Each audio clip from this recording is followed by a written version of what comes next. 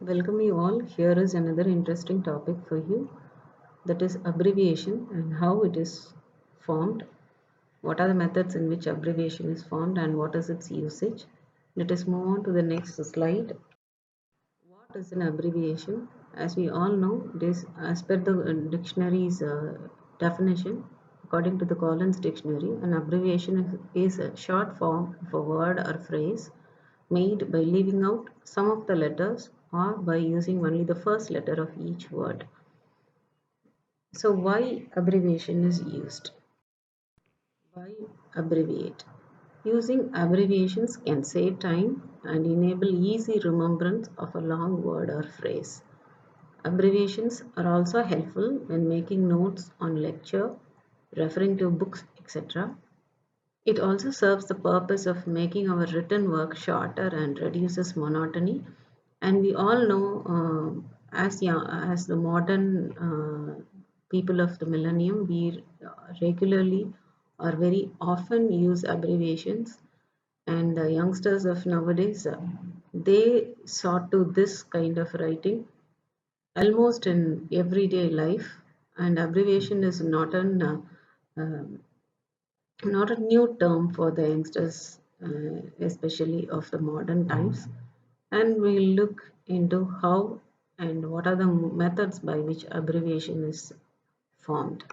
Let us move on to the next slide. This slide gives you some examples of abbreviation. For example, document is written as DOC dot antimeridian A dot M dot. So when you look at all these examples, we can note one thing, that is, an abbreviation is always written with the period that follows the abbreviated word. For example, street is written as ST and after ST a period is indicated.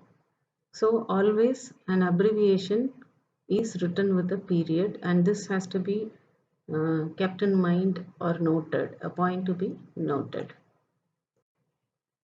Then let us move on to the next slide. Acronym. What is an acronym actually? It is another form of abbreviation. It is formed from the first letters of each word. But what is significant about it is pronounced as a single word rather than the series of letters. So when we look at the etymology of this word acronym, the word originated from Greek. It means heads of names. So it is very interesting to note the origin of the word and its meaning that implies a lot. So if you look at the example, we can very easily identify what is an acronym. Let us move on to the next slide. See, there are a lot of examples given here. For example, the first word NASA, NASA. NASA is the abbreviated form, that is the acronym of the words National Aeronautics and Space Administration. So if you note here, you can easily figure out from each word the first letter is taken and the word NASA is created. And if you pronounce these words, it is very easily notable that it is not pronounced as NASA, rather it is pronounced as a separate word, that is NASA. Likewise, in the other examples, we pronounce acquired immunodeficiency syndrome as AIDS as soon as possible as ASAP, personal identification number as PIN, graphics interchange format as GIF, multimedia and electronic music experiments as meme.